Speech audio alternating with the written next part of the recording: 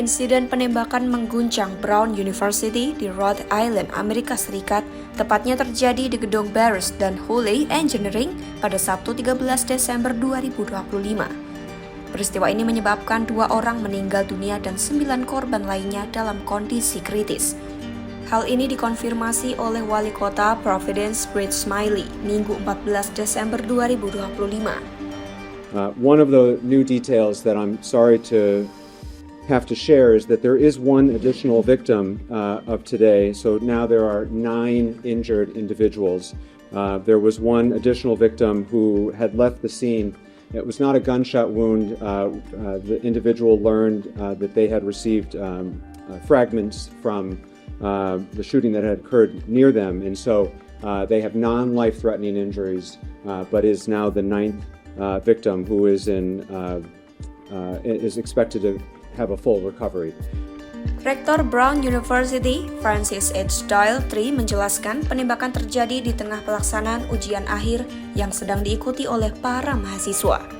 Doyle menambahkan, kegiatan ujian akhir tersebut dijadwalkan berlangsung di gedung Departemen Teknik dan Fisika, tepatnya di lantai 7, antara pukul 2 siang hingga 5 sore waktu setempat. Salah satu mahasiswa, Jian Hengqian, menceritakan pengalamannya bahwa ia dan 3 teman lainnya sedang berada di laboratorium ketika insiden penembakan dimulai. Setelah menerima pesan darurat dari pihak kampus mengenai penembak aktif, Jian dan rekan-rekannya langsung merespons dengan memadamkan lampu dan mengunci pintu laboratorium. Mereka tetap bertahan di ruangan yang terkunci itu hingga universitas mengeluarkan pemberitahuan selanjutnya yang menginstruksikan seluruh penghuni gedung untuk segera dievakuasi. Jian menuturkan, mereka kemudian membuka pintu agar polisi bisa masuk, melakukan penggeledahan terhadap mereka dan laboratorium sebelum akhirnya memerintahkan mereka untuk meninggalkan gedung.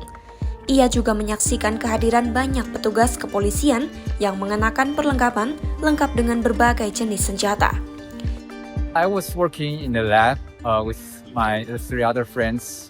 It's an overwhelming week for us, and I was in the middle of working, and my friends told me that they received a notification of a shooting incident just 1 block away from us.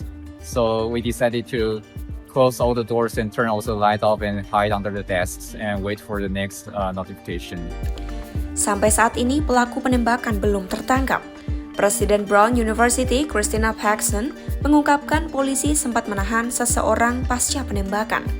Namun setelah proses pemeriksaan dilakukan, ternyata individu yang ditahan bukan pelaku sebenarnya. Berdasarkan keterangan Wakil Kepala Kepolisian Providence, Tim O'Hara, terduga pelaku penembakan diidentifikasi sebagai seorang pria yang mengenakan pakaian serba hitam.